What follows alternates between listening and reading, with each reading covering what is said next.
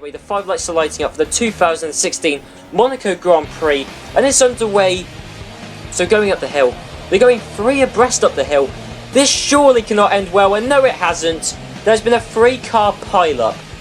And yep, Kvyat got the jump on Jensen Button for what is essentially 10th place. But, look, they've actually fitted on the Ultra Softs. But I think Raikkonen's got ahead of both Red Bulls. Oh, this could be tight though, going up the hill. Raikkonen's going to need a good drive, but I think, yep, he's got out ahead of both Red Bulls. Verstappen behind Raikkonen, going into a plume of smoke, can't really tell what's going on.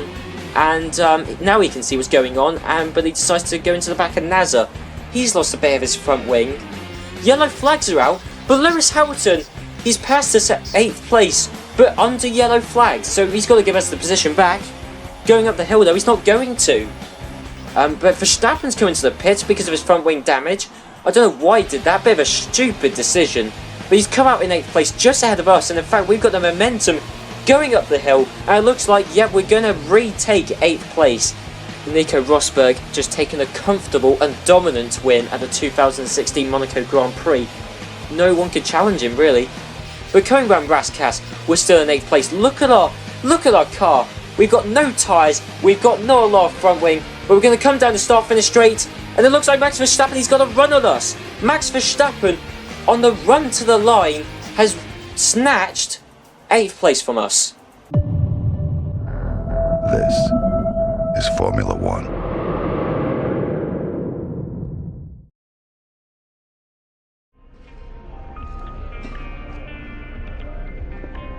Hey, good to see you again. The factory sent over the parts that were looking good on the rig. They're being fitted as we speak. Have a look at the report.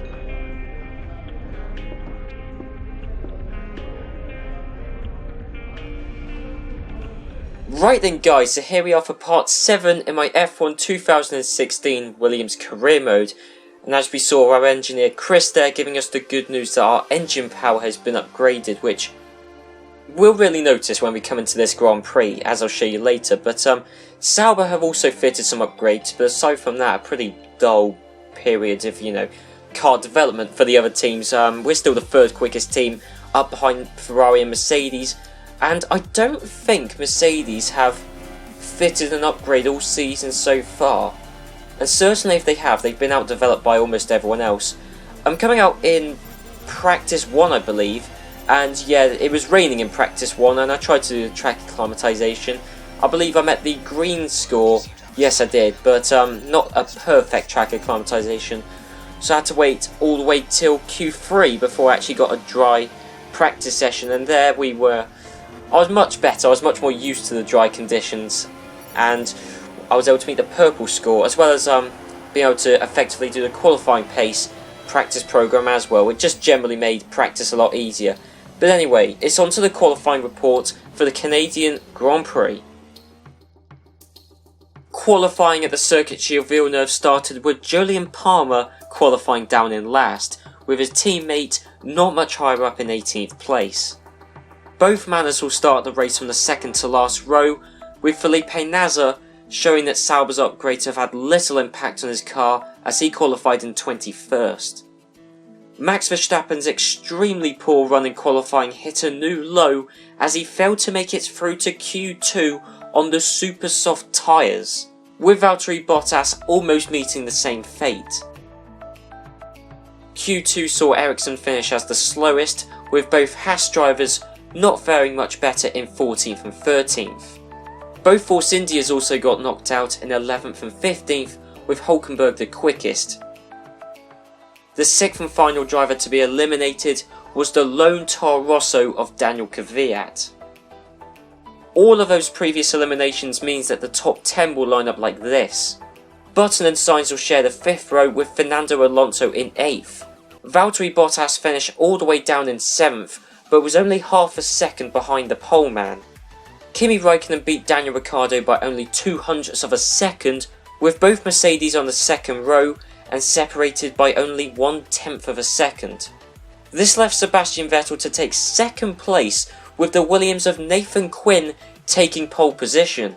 But with the top 7 all within half a second of each other, it could be a very closely fought Canadian Grand Prix.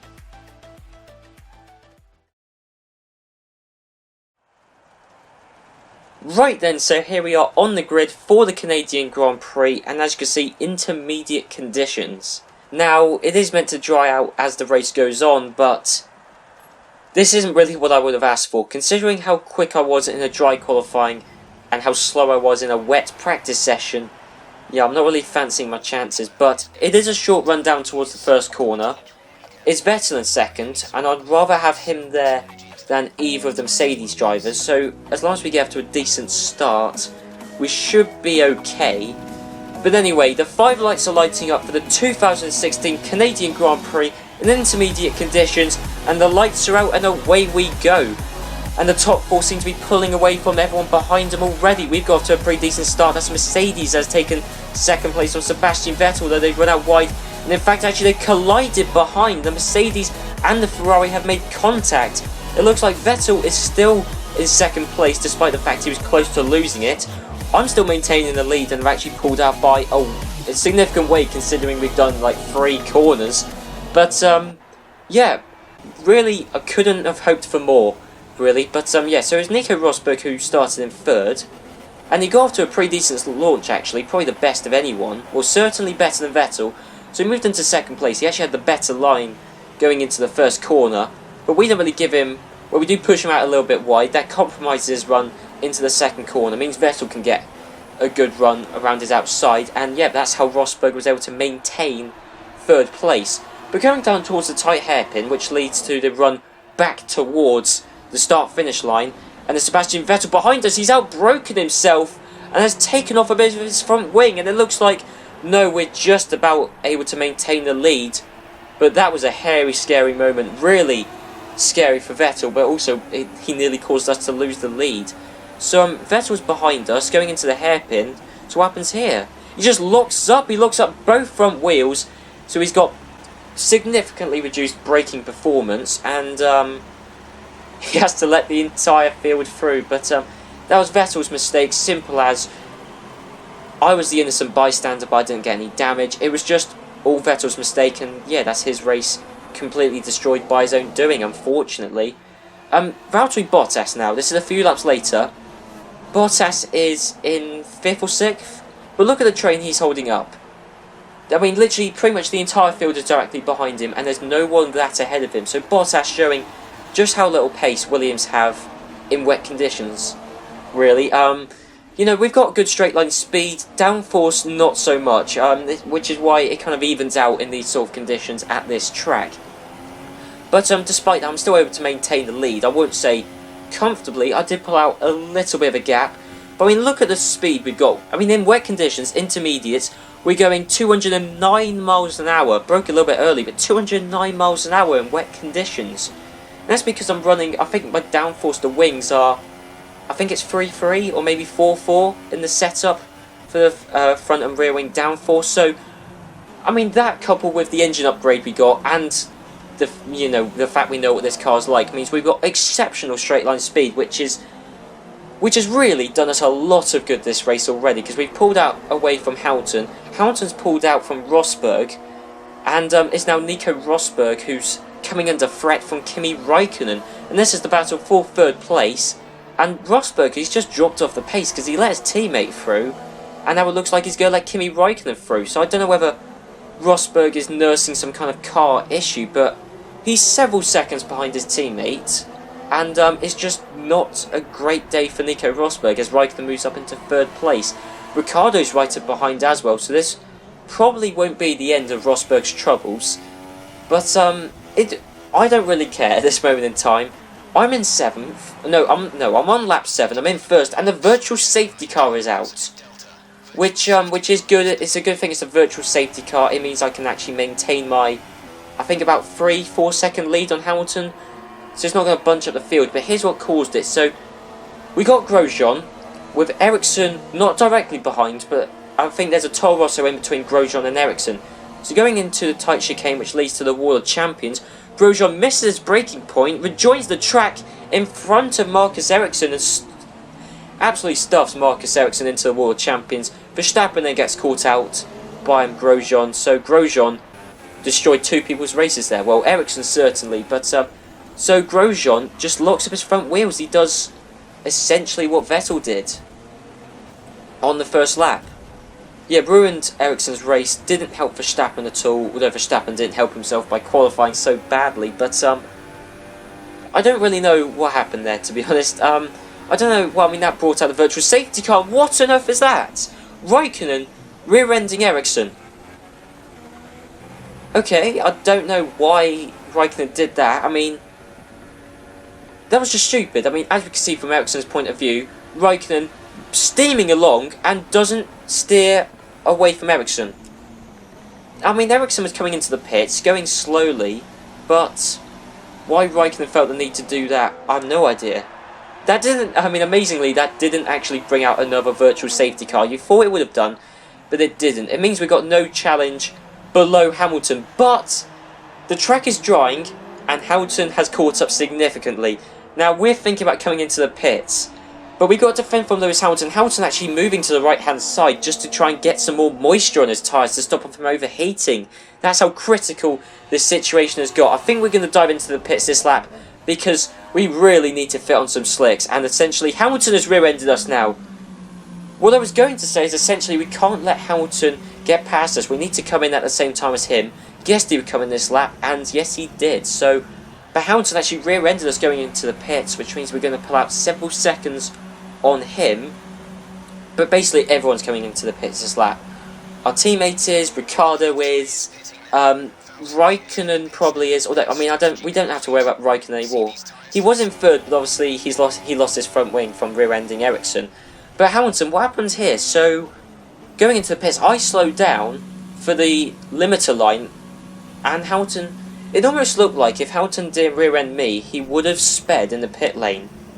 Because either that or he was going to leave his braking right to the last moment, but I left it pretty late as it was.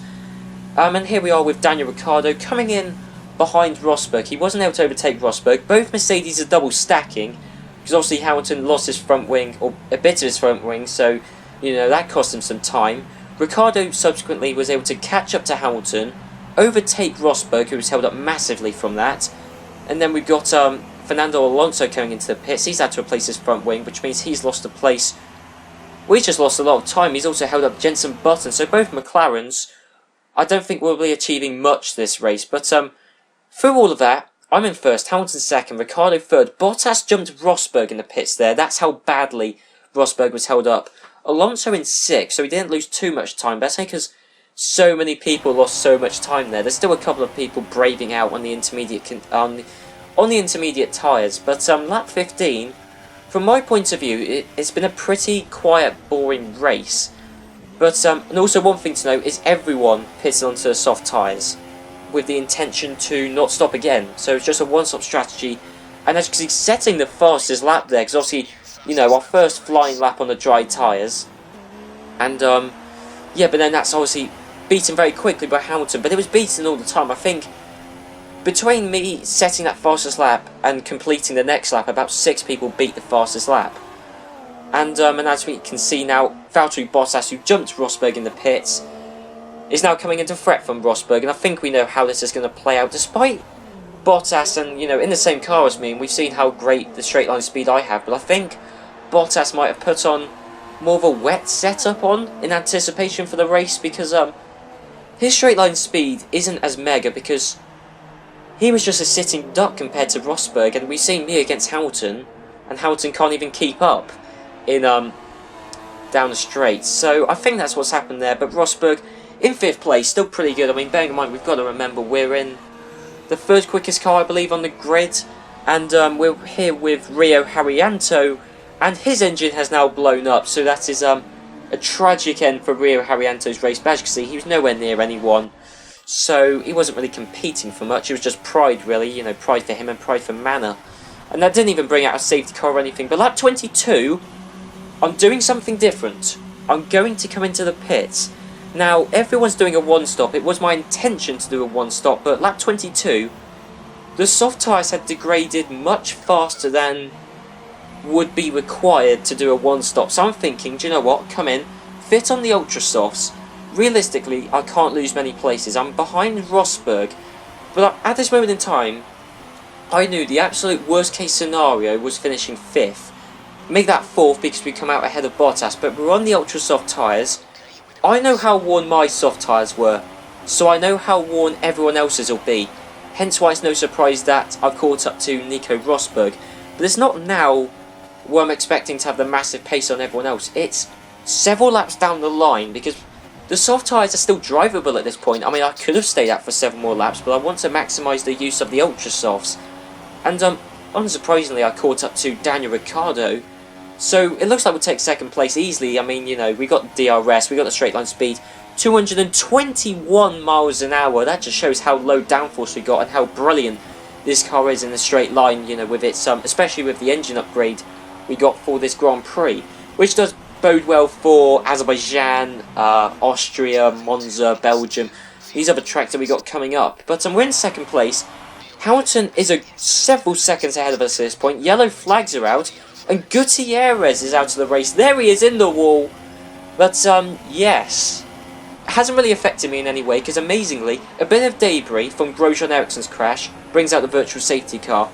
A car on the side of the track, which in real life, and we know from past races, a car there would bring out the safety car in real life, but no, Gutierrez just sitting there waiting until he despawns. But yeah, I was several seconds behind Hamilton, and coming to lap 34, I wasn't able to catch up to Hamilton. Not in my wildest dreams could I even catch up to Hamilton, let alone pass him. He was just quicker than us. So it looks like we're going to take 2nd place here. Ricciardo is thinking about making the move. I mean, we're coming under threat from Ricciardo. That's how bad things are at the moment. But look who's in the pits. Lewis Hamilton is in the pits. With 1 lap left to go. Literally, Hamilton pitted onto the ultra softs with a lap to go. That means now, with 1 lap left, I'm battling with Ricciardo for the lead. So, Hamilton, I don't know why he's doing this. He's got no damage.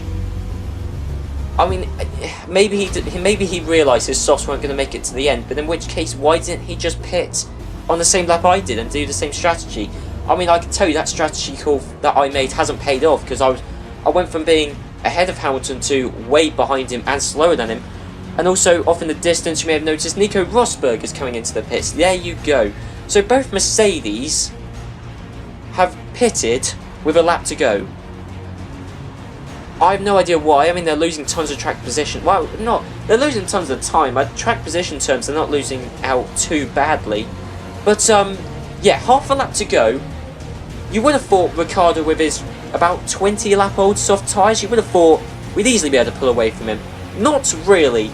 My ultra soft tyres, they're 13 laps old, and the ultra softs, you can't really push them for that long. So we're coming down the back straight to take us back towards the start finish line. Thankfully, we've got a low downforce setup. Thankfully, we've got the Mercedes engine. Thankfully, Red Bull have got a Tag Heuer stroke Renault engine. But that isn't going to stop Daniel Ricciardo getting the DRS. That isn't going to stop him getting the run. And as long as we don't stop it coming through that last chicane, no, it won't, but Ricciardo's got a better run on his slightly grippier tyres. But no, it looks like we're just about going to hold on to the win for the 2016 Canadian Grand Prix. Wow, not at all deserved. I mean, okay, 2nd place was deserved. We shouldn't have beaten Lewis Hamilton. That is just the fact. We should not have beaten Hamilton. If Hamilton and Mercedes didn't make a stupid strategy call pitting him with a lap to go, we'd be 2nd. But I mean, there's Hamilton, who finished in 3rd place in the end. Williams are ecstatic. Look at the Williams boys. This is what we've been waiting for. 7 episodes, and finally it has happened. And there's the podium. Myself in 1st, Ricciardo 2nd, Hamilton 3rd. We had the same podium in China, but in a different order. Because at that race it was Hamilton, ourselves, Ricciardo. But do you know what? I quite like this podium. We've seen it before, but I don't understand what Hamilton and Mercedes were doing. I mean, we made a bad strategy call. Pitting onto the ultra softs wasn't the best call, but I don't really think we had any choice of how quickly my softs were wearing. But I'm just staggered that we got the win, because we don't deserve the win.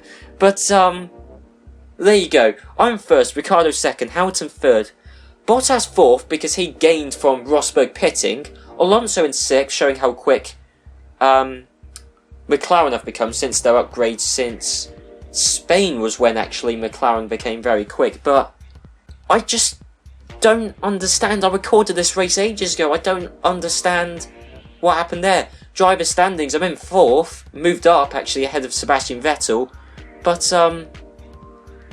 I just flat out don't understand what happened, why it happened. As I said, I will hold my hands up, I did not deserve that win. I wasn't really expecting a win this early on in the series. Constructor standings, Ferrari have dropped down below Red Bull and ourselves onto the laptop, and we're going to get a downforce upgrade for the next Grand Prix, which the next Grand Prix, it's Azerbaijan. Downforce isn't that necessary there, engine power is, but I think what we've shown in this race is that engine power and general straight line speed compared to the rest of the field is phenomenal, so we don't really need to improve that. Downforce is what we need. So anyway, yeah guys, I hope you enjoyed this episode. Be sure to leave a like, comment, and next time it's the Azerbaijan Grand Prix, the European Grand Prix in Baku, and that race is a pretty interesting one as well. There's all sorts of weird things that happen in that Grand Prix as well, so it is definitely worth checking out. So I'll see you guys then.